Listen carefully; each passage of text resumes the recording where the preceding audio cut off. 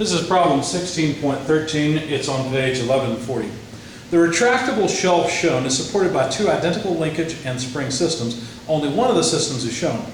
A 20 kilogram machine is placed on the shelf so that half of its weight is supported by the system shown, in other words, by the arms that are shown. If the springs are removed, so the springs are no longer adding any force, and the system is released from rest, determine A, the acceleration of the machine, B, the tension in link AB, and neglect the weight of the shelf and links. Well, if the links don't have any weight, then they can't have any moment of inertia. So I'm just going to say, given figure P16.3 and the fact that the mass is 20 kilograms, it's a double linkage. So what I'm going to do is I'm just going to analyze one side, putting 10 kilograms on one linkage.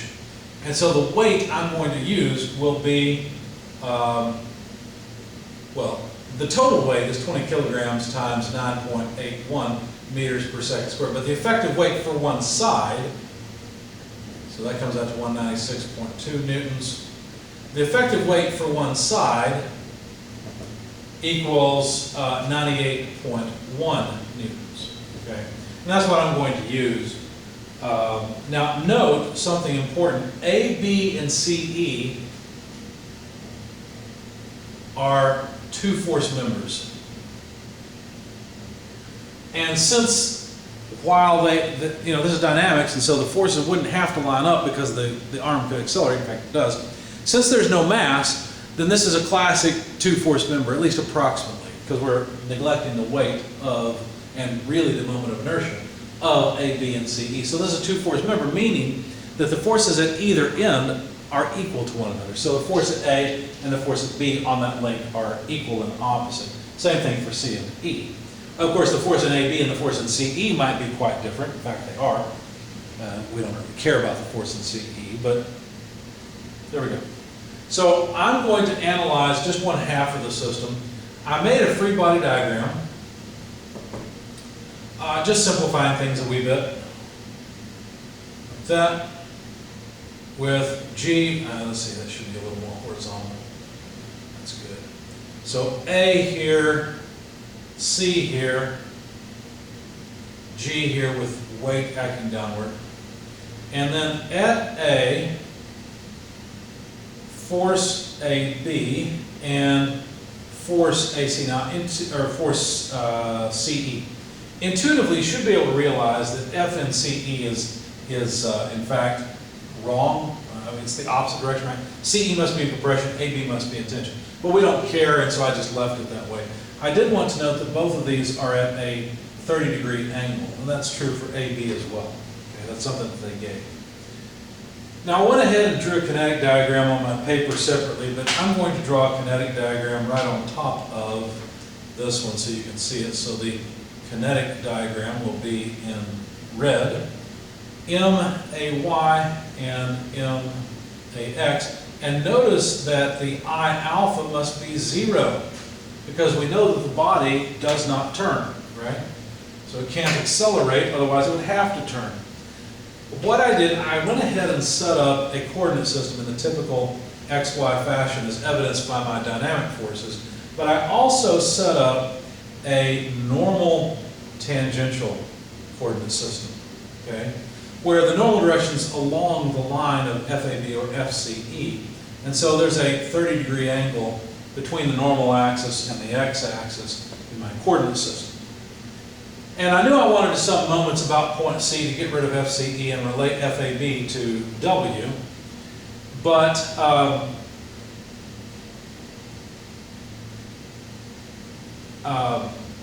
to do that, I needed the moment of FAB. That seemed a little bit difficult because you need the perpendicular distance. I could have drawn a vector or made a vector from C to A and taken the cross product, but I just thought it was easier to determine the perpendicular distance, the distance from C to the line of action of FAB.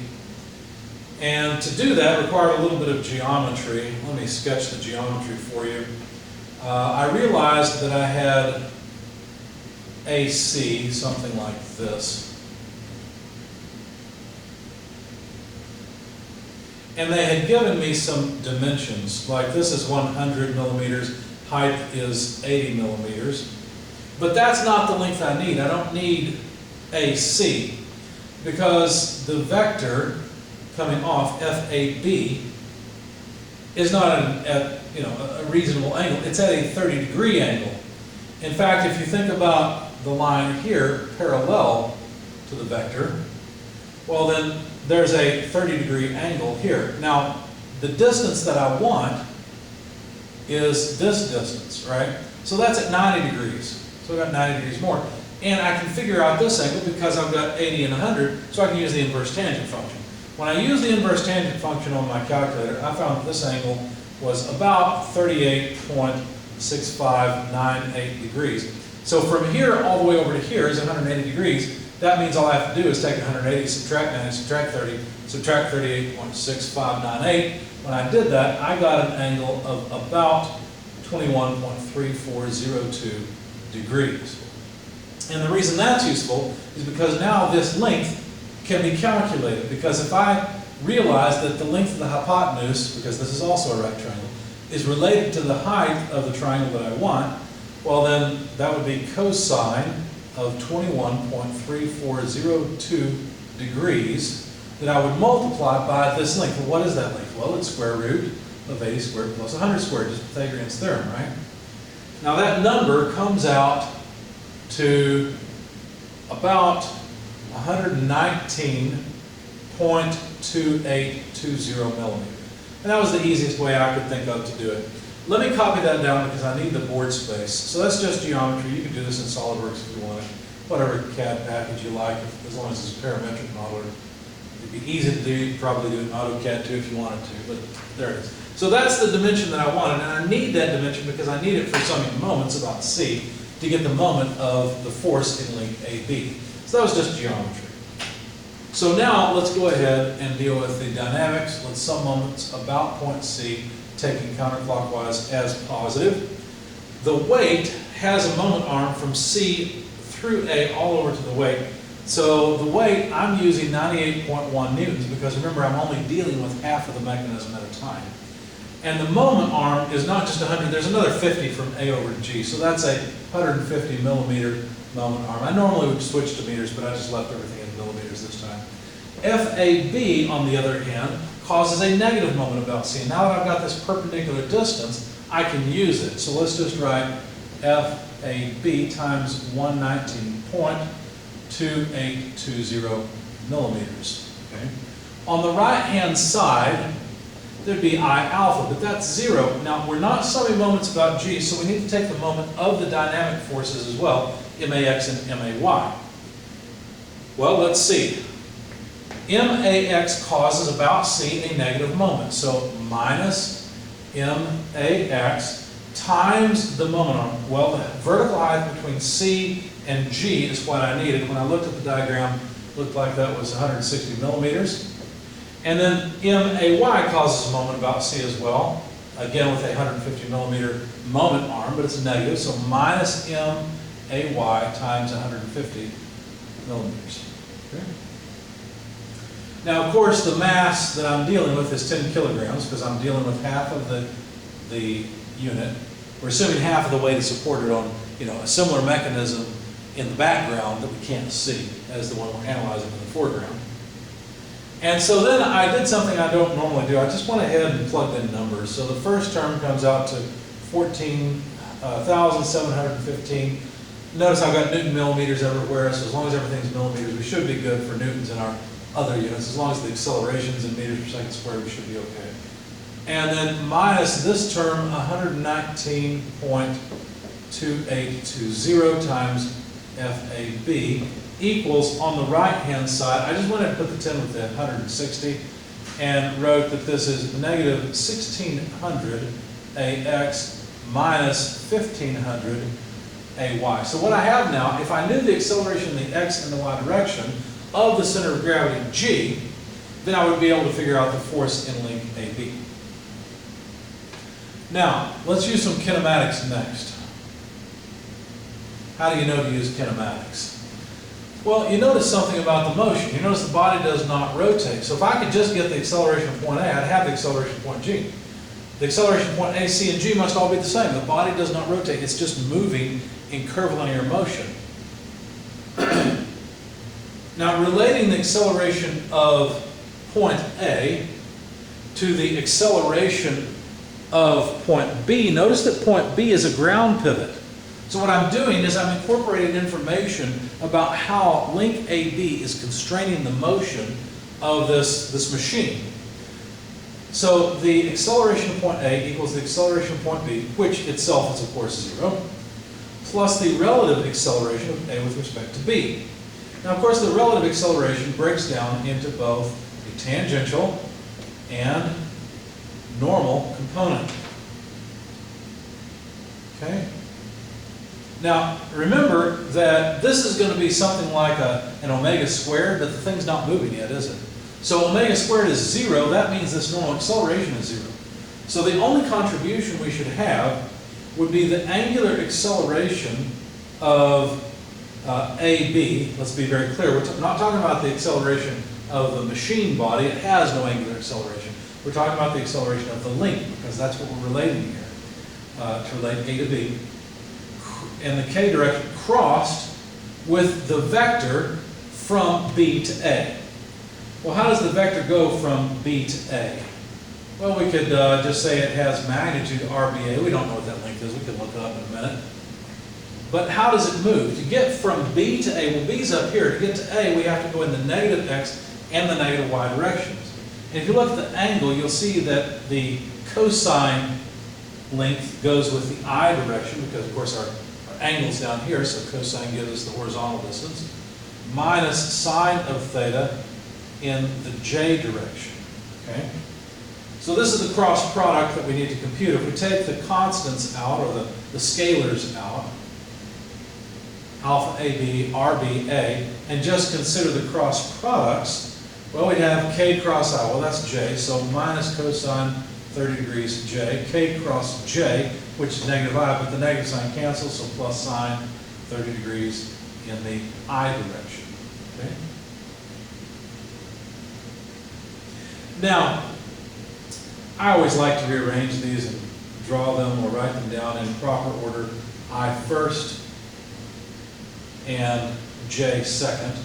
That way I don't forget it's an xy. But I was thinking about this and I thought, you know, actually, there's only one way that these points can accelerate, and that is in a direction perpendicular to the arm.